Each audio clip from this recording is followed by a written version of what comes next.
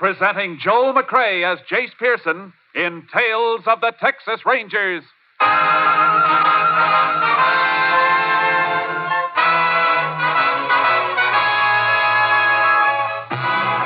Tales of the Texas Rangers, authentic stories from their official files. Texas, more than 260,000 square miles. And 50 men who make up the most famous and oldest law enforcement body in North America.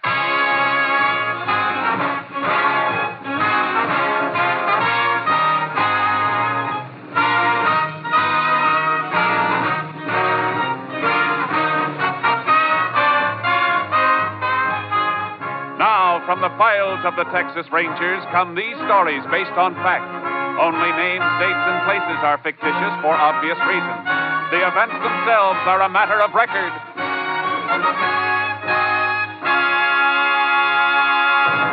Case for tonight, Living Death.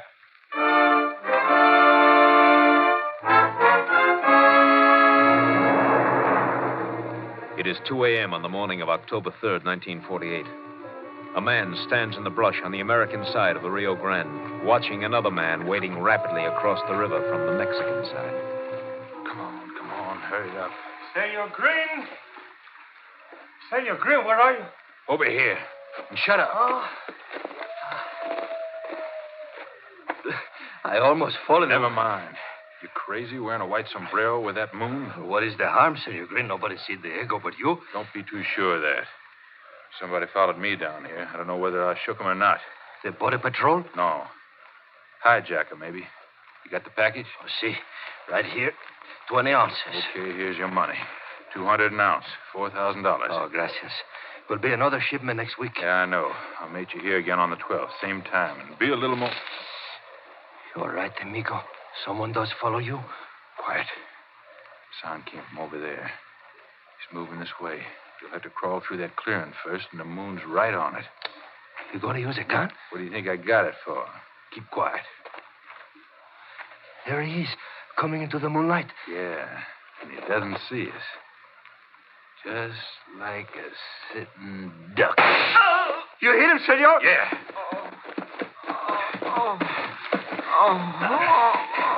But it looks like I didn't hit him good enough. Yeah, that's better. Grab his leg. Senor, Grab his leg and get him out of this clearing into the brush. The longer it takes to find him, the better. Senor Green, we shouldn't have met this place again. It will not be safe. All right, drop him here. No, we can't use this place again. It'll be too hot. I must get back across the river. Where do we meet next time? Next time, use our old crossing, near Lajitas. I'll get lost. Fast!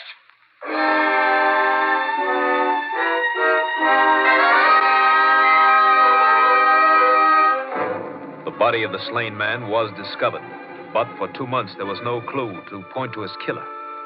And then suddenly another man was shot to death on the streets of a small town in West Texas, and Captain Stinson of the Texas Rangers radioed Ranger Jace Pearson to meet him at the county morgue. Body's on this slab, Jace. Shot right through the heart, Captain? Yep. And here's our ballistics report. 45 caliber slug. Look at the markings on this photo of it. Uh-huh. All right. Now look at this ballistics photo. This is a report on the slug they took out of the man who was killed near the border 2 months ago. Yeah, I see what you mean. Both slugs came from the same gun. Mm-hmm. Autopsy report on this man completed yet? It's being typed up. We'll have it in a minute. Clyde Mooney's waiting for it. Mooney? Oh, is he here? Yeah, I sent for both of you. Mooney worked on the border killing. Since it's tied up with his second killing, I thought you'd better tackle it together. Suits me fine. You got some special reason for wanting to see the autopsy report, Jace? Yeah. Look at the body. Marks on the left forearm. Look like the kind we usually find on drug addicts. Well, we'll know in a second. Now, here's Clyde now. Howdy, Captain. Hi, Jace. Howdy, Clyde. Good to see you, boy. Heard you talking as I come in, Jace. You hit it all right. Here's the autopsy report. Man was a drug addict. Yeah, he's probably just as well off dead, then. Bullet ties this one right up with your border case, Clyde. Guess we're both after the same killer. Yeah. I've been hunting wetbacks for 2 months trying to find the man who was toting the gun those slugs came from. Anything else you boys want to see here? No, Captain. No, Captain. Well, let's get out of here then. Any identification on this man we just saw, Captain? Not a thing. Was dressed like a hobo. Doesn't fit any of the descriptions on missing persons reports either. Might help a lot if we knew who he was.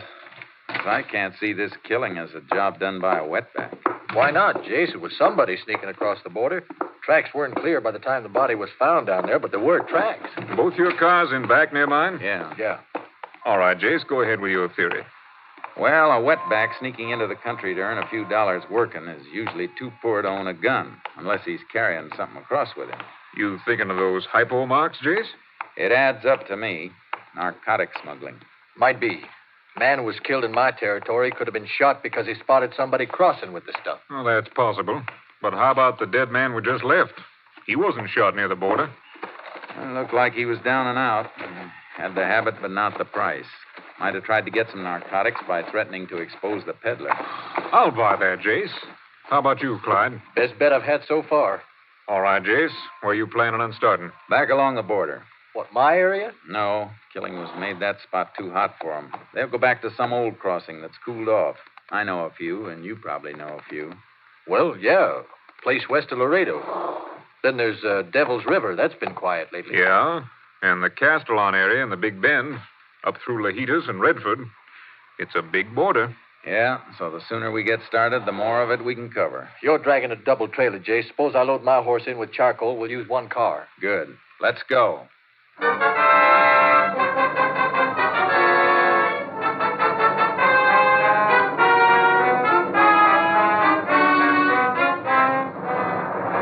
Mooney and I covered the old smuggler crossings one by one. But weeks passed, and we hadn't found anything by the time we reached the Big Bend. We were riding the river near Lajitas. Getting kind of late, Jace. We ought to make camp, turn in. Yeah, might as well quit this spot tomorrow. Move on toward Redford. There's a good campsite ahead, clearing near that clump of honey mesquite. You've got eyes like a cat. We can make radio contact when we get back to the car tomorrow. Captain may have something for us. Yeah. What was it he said he'd check on? Narcotic possession cases. Trying to pin down areas where the drug traffic seems to be the heaviest. Man who's smuggling narcotics must be picking up for a central distributor. Well, it could be just a small operator. A small operator's business wouldn't warrant the risk of crossing the border. Whoever makes the pickup is working for a boss. Well, why couldn't he be the distributor making his own pickup? Big boy'd play it safe. Stick somebody else's neck out, not his own. Here we are. Ooh, charcoal. Ooh, boy.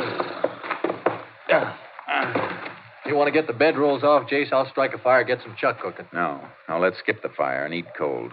Well, why? We're moving out of here tomorrow. I'd like to watch one more night. It's too quiet here. Haven't been reports of any trouble in this section in almost 3 years. We haven't even spotted a wetback trail. Okay, no fire. Might as well let the horses drink before we hobble them. Come on, Charcoal. Come on, boy. I want to rub Charcoal's legs down tonight. Leche Guia's been cutting him up. Yeah, I got a few nasty scratches myself. Attaboy. Drink up. You looking for something over there, Jace? Yeah. Let the horses go for a second. Come here. Bring a flashlight. What is it? Slight depressions in this mud bank. Just barely saw 'em.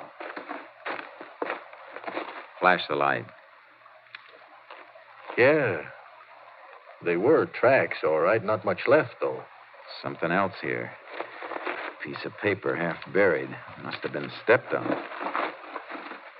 Brown. Looks like that brown stickum paper they use to seal packages. No. This is the kind of paper a bank uses to wrap money. Look. There are traces of blue on here from an ink stamp. Yeah, can you read it? No. Maybe the lab at Austin can. Anybody who tore a band from a packet of money in this spot must have been counting it. Yeah. This isn't exactly a business neighborhood. Let's stake out, boy. We found some kind of a crossing, and it may be the one we're looking for.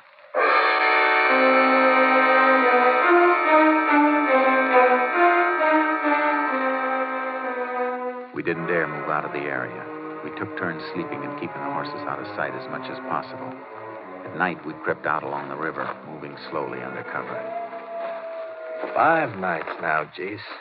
Maybe they won't cross again in the same spots. I know. A mile above or below us, and we'd never even see them. We found tracks in a couple of places along here. They might... What? Oh, One of our horses. Thought we had something for a minute. Clyde, that isn't one of ours. It's coming from the wrong direction. Put your ear to the ground. I don't have to. I can hear him coming now. Can't be our horses. They're hobbled, and the one we hear is moving free. Come on.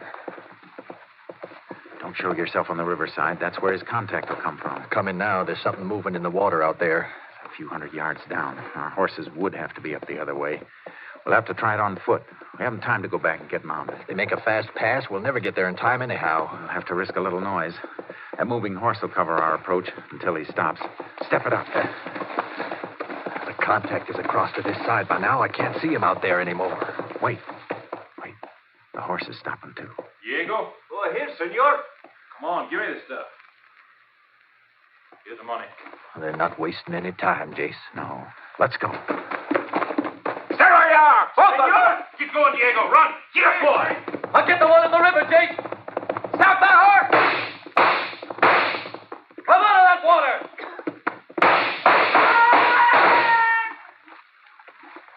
You get him, Clyde? He shot at close range, Jace. I had to kill him. We got to leave and get after that rider. Let's get to the horses. Right.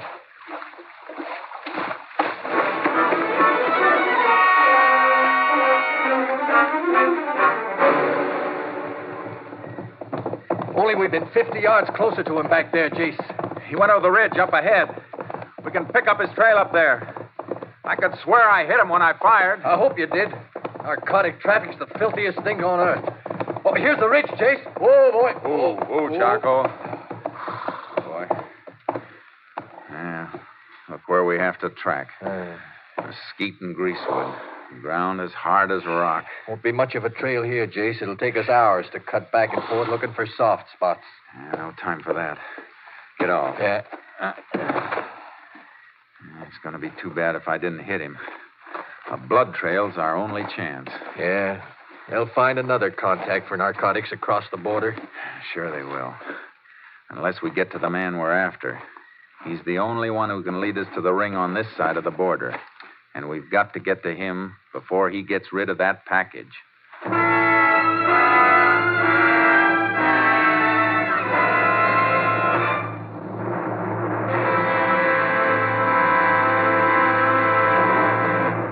You are listening to Tales of the Texas Rangers, starring Joel McRae as Ranger Jace Pearson. Today marks our first Sunday broadcast, and we sincerely hope that all our old friends who listened to us on Saturday night will be with us at this new Sunday time. Also, we extend a cordial welcome to our new listeners and hope that you'll be with us every Sunday at this time. Now we continue with tonight's case, Living Death, an authentic story from the files of the Texas Rangers.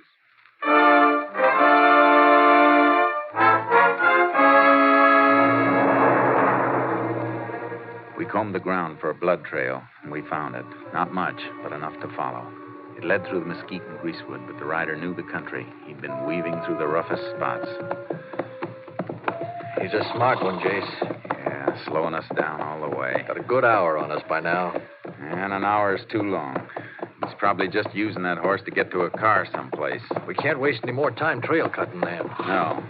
He must have headed for cover someplace to take care of that wound. General direction seems to be northeast. We'll have to gamble on it. Okay. Let's ride. Get up, Charlie.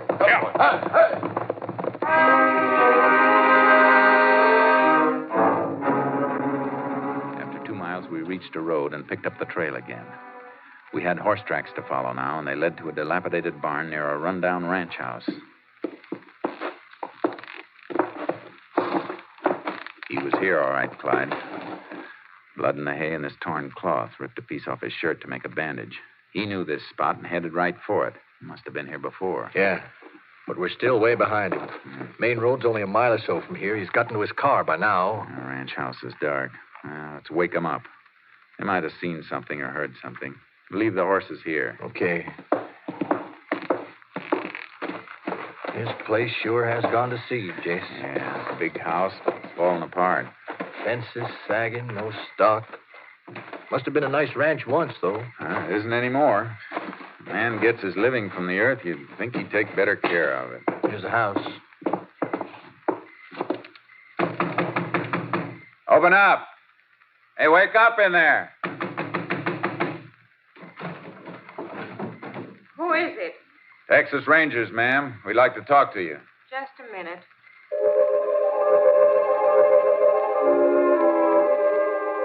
There was an electric power line to the house, but when she opened the door, she was carrying a candle. The inside of the house was almost barren. What do you want? We're looking for a rider. Came through here tonight. He stopped in your barn. You see or hear anything? No, I didn't. You rent out a horse to anybody? A horse? Ranger, if I had a horse, I'd have sold him for food for my kids. Oh, sorry we have to bother you, ma'am. It's all right. What difference does it make? You know anybody around who... Ma'am, would you mind holding your candle over the mantel of this fireplace? Why? Jace, that picture. The picture was a photograph of a man. The face was younger, full and healthier than when we'd seen it last. But there was no doubt about who it had been. Jace, that's a picture of the man we saw with the cap, the body in the morgue. Oh, no. Take it easy, ma'am. Take it easy. Ma'am, I'm sorry. When? When did you see him? Oh, he can't be dead. He can't be. I'm afraid he is, ma'am. And you'll help us a lot if you'll tell us who he was. Jack Prentice. My husband. Oh, my poor kid. Oh, why didn't you report him missing? Because he left me 2 years ago. He'd sold and lost everything we owned. He was sick, half crazy, acting like a madman. I don't know why I didn't do anything. He'd never been like that before. You got any idea at all what started it? A friend of his. Jack was all right. He was a good husband and father till he took up with Virgil Green. Then he spent more time with him than he did with us. He must have been gambling or something. We had a good place here. Then it was all gone. This isn't going to be easy to take, ma'am. Your husband wasn't a gambler. He was a drug addict. Oh, why didn't he tell me? I begged him to go to a doctor, but he wouldn't. When did you see him last? I told you 2 years ago. When Virgil Green left here, Jack left right after him. You seen this Virgil Green since then? No. You know where Green went after he left here? No, but it must have been Chino. I got a couple of letters from Jack, came from there. And then he stopped writing. Not even a word to his kid. Ma'am, I hate to leave you like this, but we'll see if we can get you some help later on. Nothing can help anymore. Not for me. But I'd beg for my kid. You won't have to. You'll hear from us. Come on, Clyde. We gotta get the boy who gunned her husband, Jace. We gotta get more than one. We gotta get them all. The whole ring. Or there'll be 100 more like her husband, dying slower and worse than he did. You think this Virgil Green is the link? It must be. Fits the cards we've been playing. Jack Prentice couldn't raise money to buy from Green, threatened to expose him, and Green killed him. Then he killed a man near the border, too. Gotta try to pick up Green at Chino. If he knew this place, it's a fair bet he's the man we've been chasing. Get up, Charcoal. Oh, boy. Taking him is going to be a pleasure. We can't take him. Not until we find out if he still has that package. We better knock on these ponies until we get to our car. Yeah. Get up, Charcoal. Oh, yeah.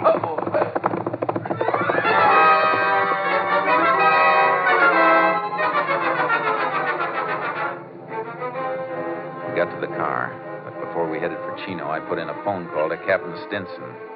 All right, Jace. I'll have a ranger plane pick up that bank wrapper and send it to the lab. It may be a bank in Chino. Well, that fits with a few other things. My checkup shows a heavy drug traffic in and around the Chino area. And the town where Prentice was killed is only 60 miles from Chino. Good. That narrows it down. See if you can dig up a Chino address on Virgil Green while we're driving up there. He's only 2 hours ahead of us. If we can burn up road, we may reach there almost as soon as he does. Let you know by radio, Jace. I'll head for Chino myself. Thanks, Captain. We'll see you there. We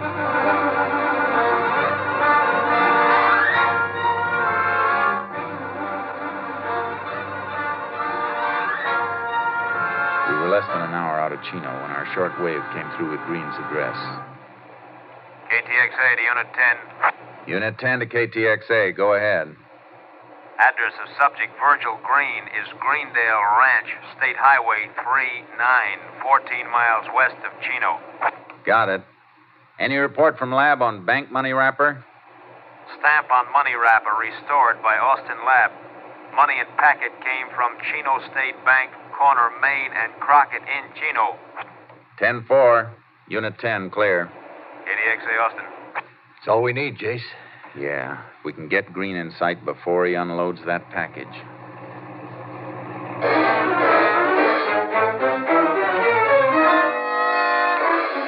It was dark when we reached the Greendale Ranch outside of Chino. We'd made up time on Green's head start because we saw a car and horse trailer pull into the ranch just ahead of us. A man got out of the car and limped up to the house, and he was carrying a package. Walks like a man's been shot in the leg, Jace. Yeah. Don't turn in after him. Go on past the ranch. Okay. Where do you want to stop? Where we can watch the house and keep the car shielded. Well, there was some heavy brush on the other side of the road just across from Green's place. All right. Turn around and go back. And keep an eye on him from there.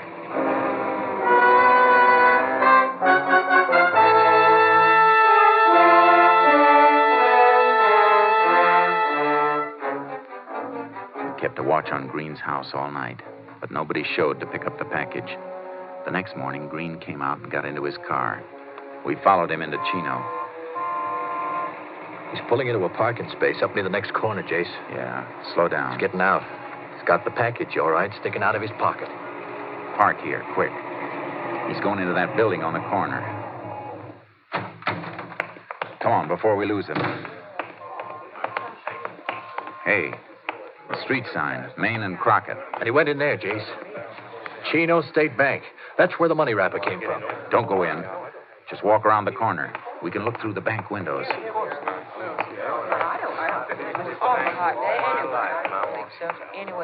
There he is, Jace. Last counter at the rear of the bank. Safe deposit boxes. Going through the rail into the vault. Must have a box he's going to plant the stuff in. We going to grab him? No, wait till he comes out. But he won't have it on him then. We got enough on him. We can pick him up any time. We got to stay with that package until we know who gets it next. Hey, he wasn't in there long. He's coming out. Yeah, the package isn't in his pocket now. All right, get out of sight. Yeah. He was in there just long enough to open up the box and drop it. Yeah, you've seen the package now. Drift around to the front of the bank. See that nobody leaves that vault with it unless you follow him. Okay, where are you going? To meet the captain and get a court order to open that vault.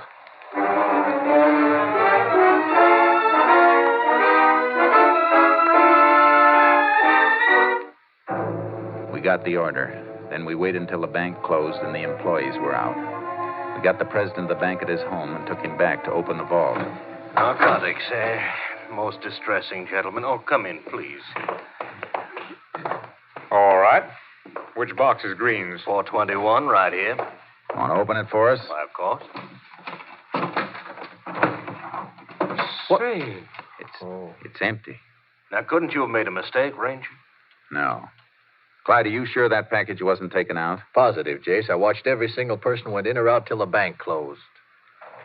Our order covers the rest of these boxes, doesn't it, Captain? Yes. All right. Let's open them all.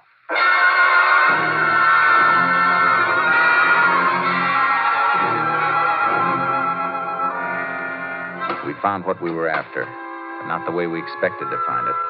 The stuff was there, all right, but it had been split up into smaller quantities. The owners of these boxes must be names you have on your list of dope peddlers, then, Captain. I'll check that on the bank records. Yeah, but how'd this stuff get split up? Green wasn't in here long enough to do it. No, he couldn't have done it. Miss Key had only give him access to his own box. They have to be done by somebody with a set of duplicate keys. Somebody working here. Well, that's impossible. Only the head cashier and I have duplicate keys. Were you in the vault after the bank closed? No, sir, I haven't been in here all day. That's truth, Jace. I could see him through the window. And then the head cashier's our boy. He's the distributor. And a pretty clever distribution scheme, too. No direct contact, and he has access to the vault after the guard has left. If he's handled those packets, there'll be fingerprints on them. What's his name and where does he live? His name is August Weber. He's got a big ranch over near Estrella on Highway 39. And I know how he got it now. He said he was making money on investments. Investments? He meant a black market in human souls. Come on, Clyde. Let's get him and Virgil Green. We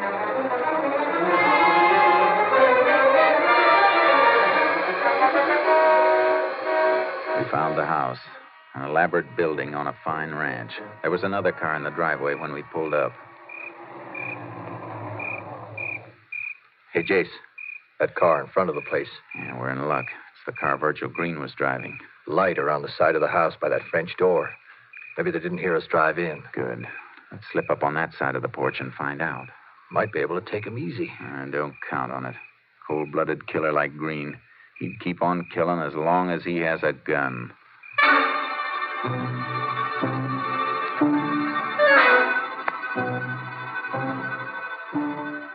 We slipped up to the French door.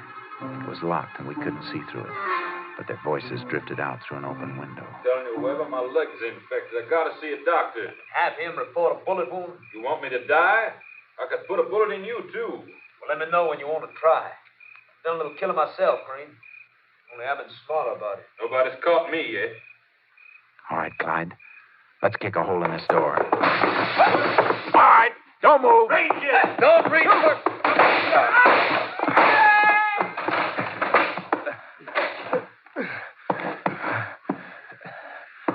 Clyde, you hurt bad? My side. You're hit too, Jace. Blood on your head. Yeah, just a nick. Come on. I'll get you to a hospital. How about them? Leave them for the coroner. They're both dead.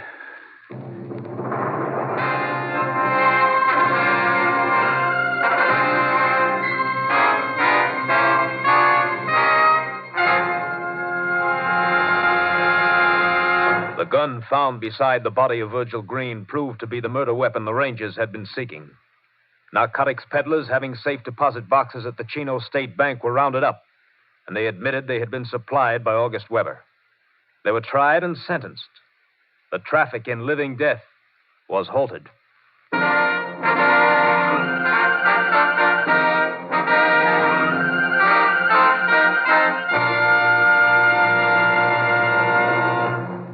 And here again is the star of our show, Joel McCrea.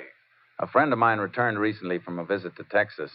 While he was there, he'd seen a Texas Ranger, and he asked his host, a rancher, what the requirements were for a man who wanted to be a ranger. The host looked thoughtful for a moment and said, well, I'd say if a man could ride like a Mexican, trail like an Indian, shoot like a Tennessean, and fight like the devil, he might have a chance to get in. Well, I hope you'll be with us again next week. Same time, same station. Good night. Next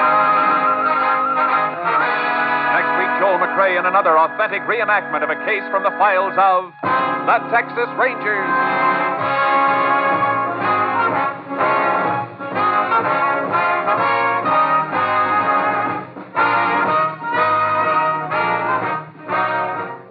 Joel McCrea is currently seen starring in the MGM production Stars in My Crown.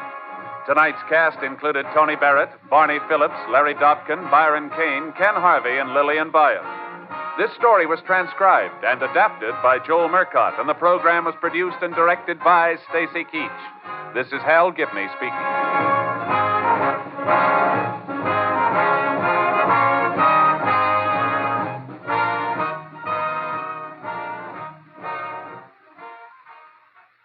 Three chimes mean good times on NBC.